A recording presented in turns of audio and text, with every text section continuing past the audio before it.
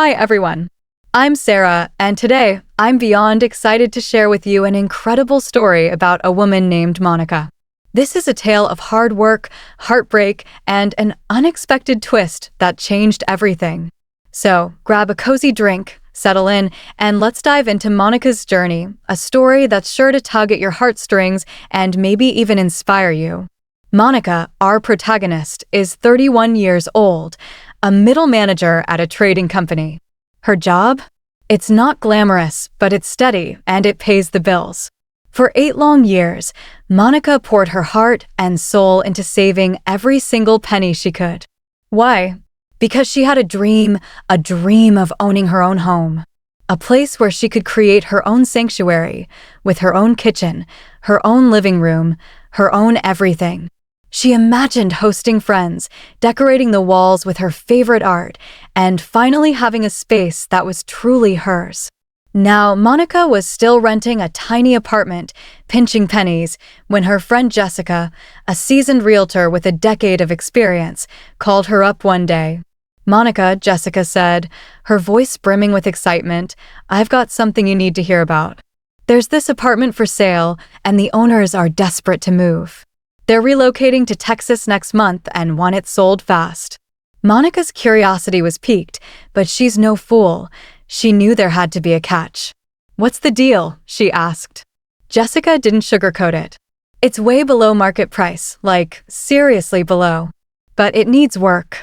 A lot of work." Monica wasn't fazed. She's always been handy, thanks to her dad teaching her how to use tools when she was a kid. Painting, fixing cabinets, even basic plumbing, she loved rolling up her sleeves and diving into projects. It was her way of unwinding, of turning chaos into something beautiful. "How much work are we talking?" she asked, her mind already racing with possibilities. Jessica laid it out. Pretty much everything. The kitchen cabinets are ancient, the bathrooms outdated, the walls need a fresh coat of paint, and the floors? They're begging to be refinished. But then Jessica added, "Monica, the bones of this place are good. Really good." She sent over pictures and the price, and Monica's jaw dropped. The apartment was listed at half the price of other places in the area. Sure, the photos showed a mess, peeling paint, cracked tiles, and a kitchen that looked like it hadn't been touched since the 1980s, but Monica could see the potential. The layout was spacious, the windows let in tons of natural light, and the size? It was a dream compared to the shoebox she was renting. "I want to see it," Monica told Jessica, her heart pounding with a mix of nerves and excitement. The next day, they met at the apartment.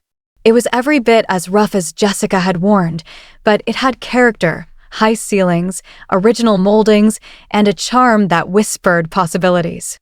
Monica walked through the rooms, imagining where she'd put her couch, how she'd transform the kitchen, and how she'd make this place her own.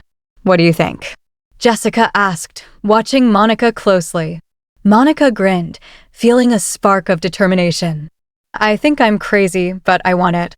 The mortgage process was a nightmare, endless paperwork, sleepless nights, and moments of doubt, but Monica powered through. She kept the entire purchase a secret from her family, her parents, Tom and Linda, her older sister Rebecca, and Rebecca's husband, Mark. She wanted to surprise them, to see the pride in their eyes when she revealed her big accomplishment. After all, this was her moment, her victory after years of hard work. The day Monica closed on the apartment, she was practically floating. She held the keys to her new home in her hand, her heart swelling with pride. That weekend, she spent hours sitting in the empty rooms, dreaming up paint colors, furniture layouts, and all the ways she'd make this place her own.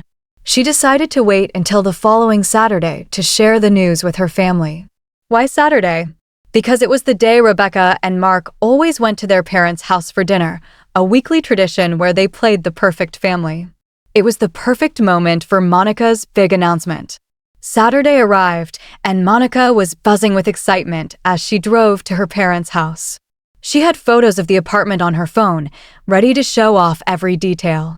She could already picture their reactions, her mom's gasp of delight, her dad's proud nod, maybe even Rebecca offering to help decorate.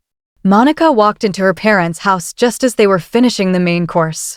The smell of her mom's famous pot roast filled the air, warm and comforting. "Monica," her mom said, standing to give her a hug.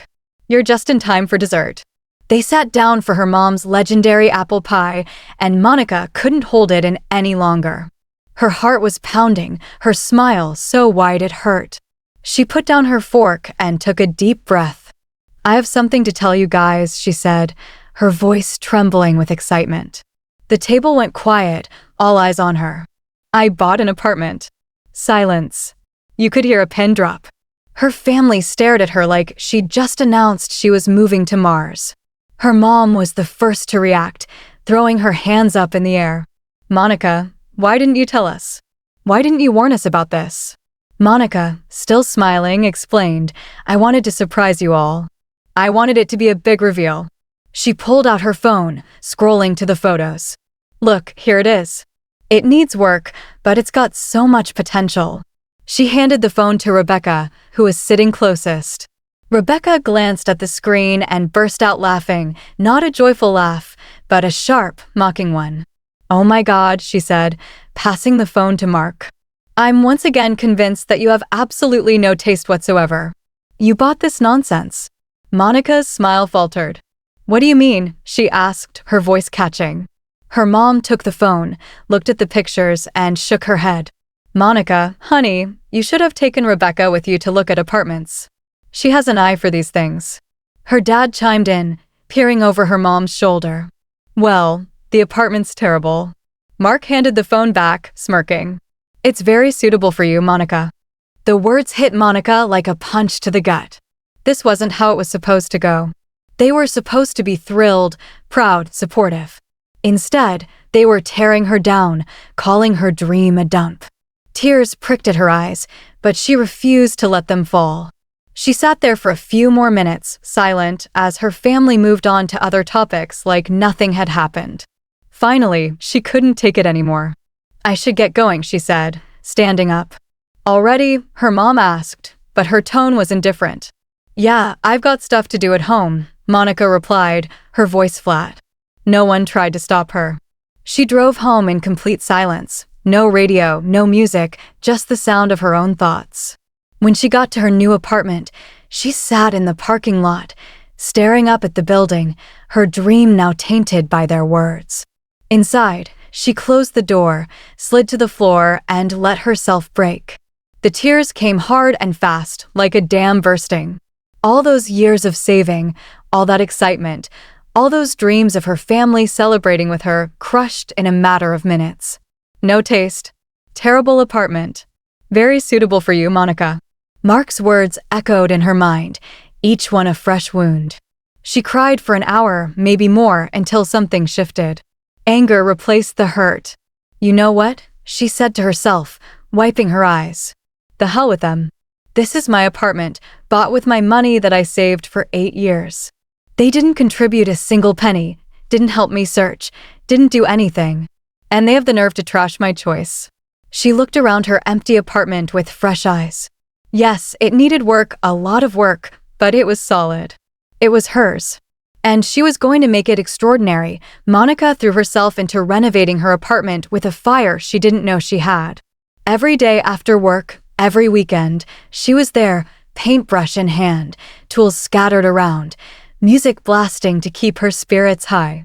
She painted the walls a soft, inviting gray, updated the bathroom with sleek new fixtures, and transformed the kitchen with modern cabinets and a stunning backsplash.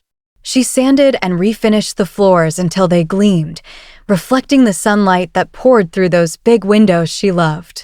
It was exhausting, backbreaking work, but Monica relished every moment. Each brushstroke, each screw tightened, was a step toward proving her family wrong. This wasn't just about fixing up a space, it was about reclaiming her pride, her independence, her vision. A whole month passed like this, with Monica pouring her heart into her home. She didn't call her family, and they didn't call her. That was fine by her. She was too busy creating something beautiful. By the end of the month, the apartment was unrecognizable. It was modern, clean, stylish, everything Monica had dreamed of and more.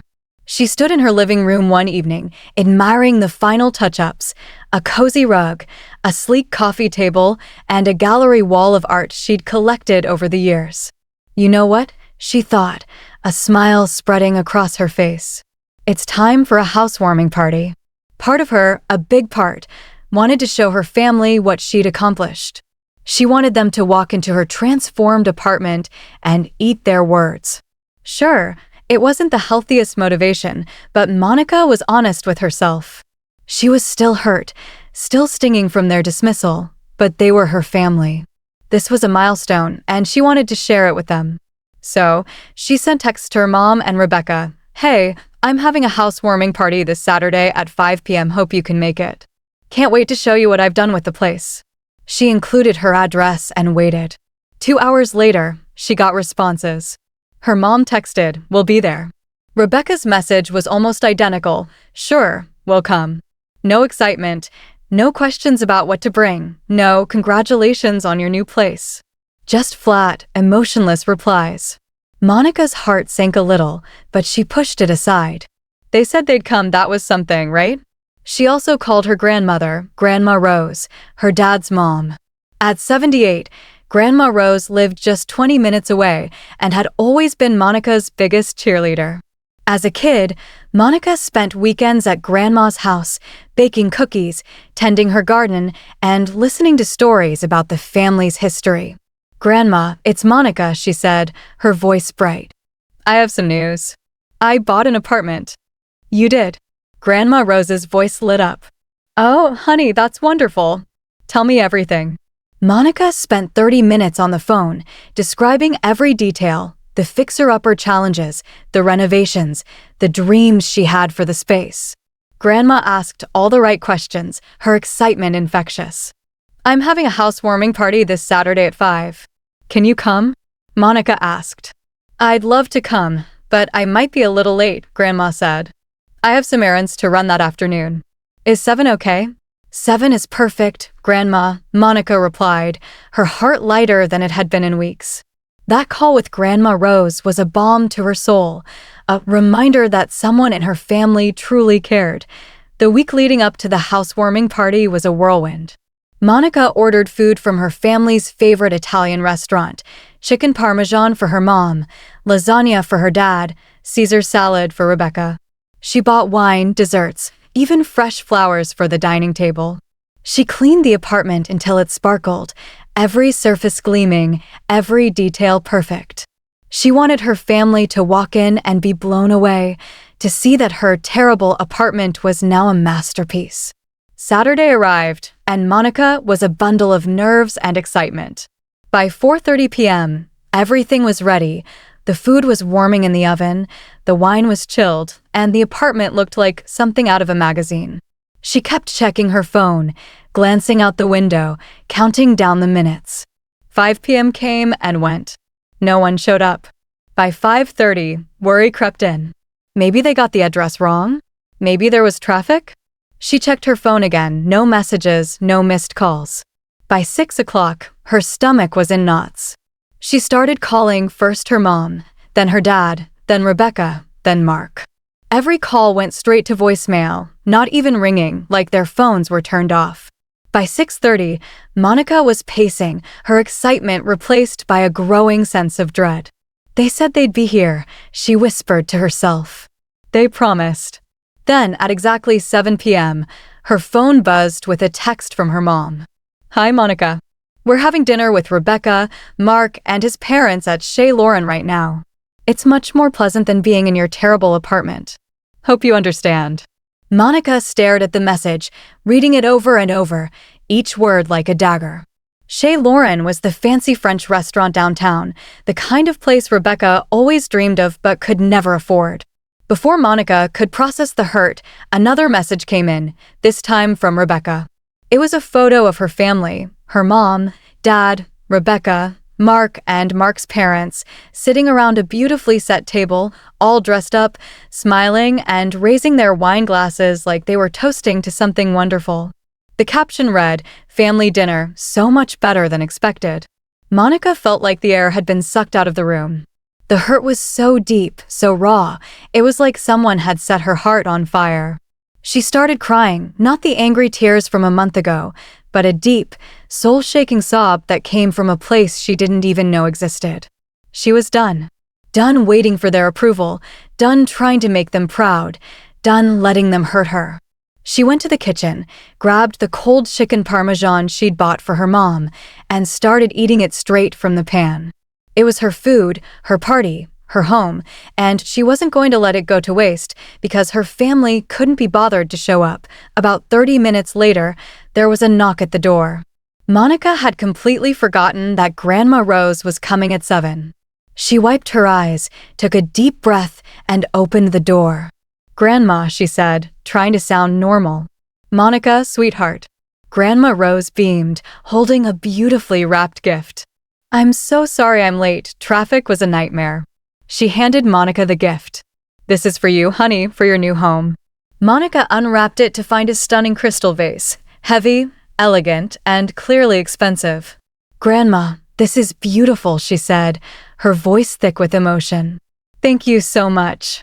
Grandma looked at her closely, her eyes narrowing. "Monica, have you been crying?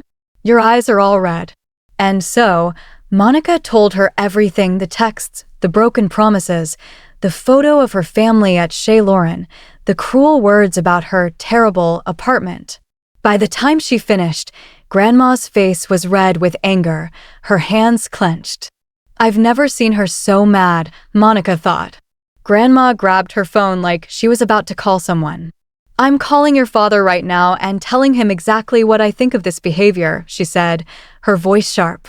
But then she paused, put the phone down, and smiled, a smile that was less sweet and more like a strategist planning a checkmate. "Actually, no," she said. "I have a better idea. I know exactly how to make them regret doing this to you, Monica." "What kind of idea?" Monica asked, wiping her eyes. Grandma patted the spot next to her on the couch. "Come sit with me, honey. There's something I need to tell you." Monica sat down, still clutching the crystal vase. "Monica," Grandma began, her voice steady and warm, "that vase isn't the only gift I have for you tonight. I've been watching you for years, sweetheart. I've seen how hard you work, how you save every penny, how you do everything on your own without asking for help. Your sister, on the other hand, has had everything handed to her. Your parents paid $30,000 for her wedding, gave her and Mark $15,000 for their house down payment. Everything comes easy for Rebecca." Grandma reached into her purse and pulled out a manila folder. "Open it," she said, handing it to Monica. With trembling hands, Monica opened the folder and saw official-looking documents. Her eyes caught the address at the top, and her heart stopped. It was Grandma's country house by the lake, the one where Monica spent her childhood summers, swimming, fishing, and making memories. "Grandma, what is this?" Monica asked, her voice barely a whisper. "It's yours now, Monica," Grandma said. "I transferred the deed to your name last week. The house by the lake belongs to you. It's worth about $400,000 in a perfect location right on the water, and it's completely paid off." Monica started crying again, but these were tears of joy, of disbelief, of gratitude. Grandma settled back into the couch. "I was going to announce this gift tonight at your housewarming party in front of your whole family. And then I was going to give Rebecca $250,000 in cash to balance things out, a house for you, money for her. But they didn't show up, did they? They humiliated you instead, chose a fancy restaurant over celebrating your accomplishment. So, guess what? Rebecca gets nothing." Monica could hardly believe it. "Grandma, are you serious?" "Dead serious," Grandma replied. Then she reached into her purse again, pulled out her checkbook, and wrote a check right there on Monica's couch. She handed it to Monica, who nearly fainted when she saw it, $250,000, made out to her. "This money will pay off most of your mortgage," Grandma said. "Your monthly payments will be tiny after this."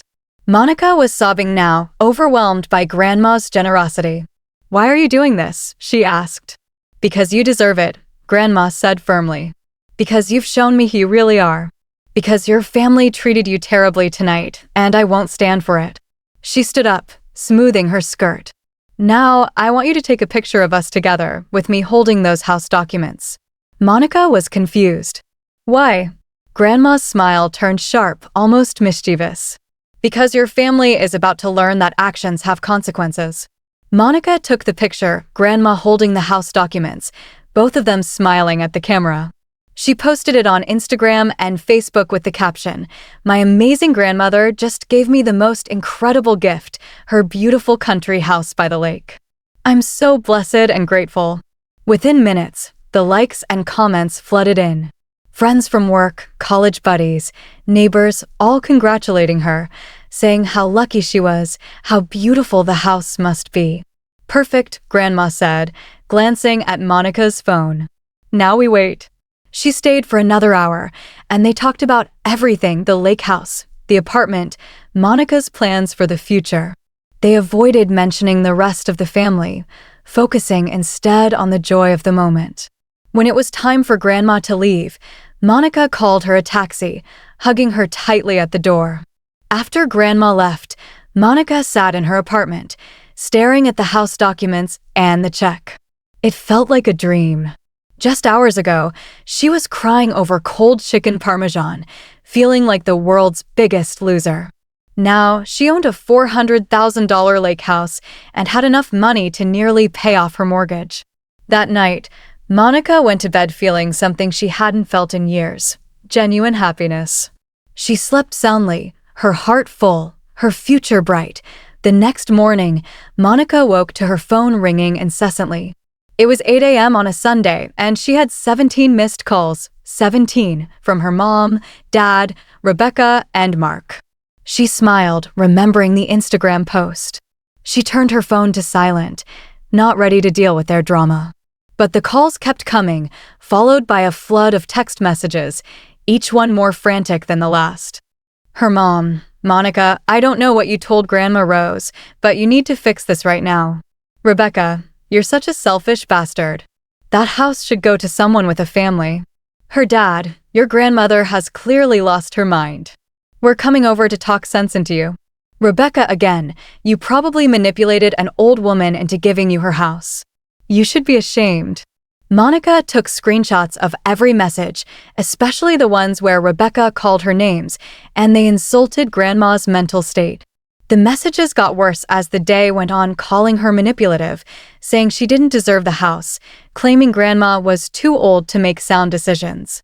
Monica didn't respond. She just saved every screenshot, biding her time. Around 4 p.m., there was pounding on her door. Through the peephole, she saw her mom and Rebecca, their faces twisted with anger. "Monica, we know you're in there," they shouted. "Open this door." Monica spoke through the door, her voice calm but firm. "Sorry, you're late for my housewarming party. And besides, I thought this apartment was too terrible for you." Rebecca's voice was shrill. "You don't need that house. You don't even have a family." "I'm pregnant, Monica. I need that house for my baby." Monica laughed, the sound bitter. "Congratulations on the pregnancy, Rebecca. Still not giving you my house. Then we don't consider you family anymore," her mom said through the door. Monica laughed harder. "That's your problem, not mine." She went to her bedroom, turned up the TV, and ignored their banging until they gave up and left after 10 minutes. A few days later, Grandma Rose called. "Monica, honey, I'm having a little family meeting at my house tomorrow evening. Can you come by around 6 o'clock? Her voice had a steel edge, and Monica knew something big was coming. "I'll be there, Grandma," she said. Monica arrived at Grandma's house at exactly 6 p.m. Through the front window, she could see her parents, Rebecca, and Mark sitting in the living room, looking uneasy. As she walked in, Rebecca jumped up, pointing at her. "Grandma, she manipulated you. She made you give her that house." "Sit down, Rebecca," Grandma said, her voice like iron. "I called this meeting, so I'll do the talking." Rebecca sat, glaring at Monica like she'd stolen her entire world. Grandma stood in front of them, her presence commanding. "I gathered you all here because I have an announcement. Your behavior at Monica's housewarming party was disgusting, absolutely disgusting." "Now wait a minute," her dad started, but Grandma cut him off. "No, Tom, you wait. You promised your daughter you'd be there to celebrate her accomplishment. Instead, you went to some fancy restaurant and sent her pictures of how much fun you were having without her. Her mom tried to speak.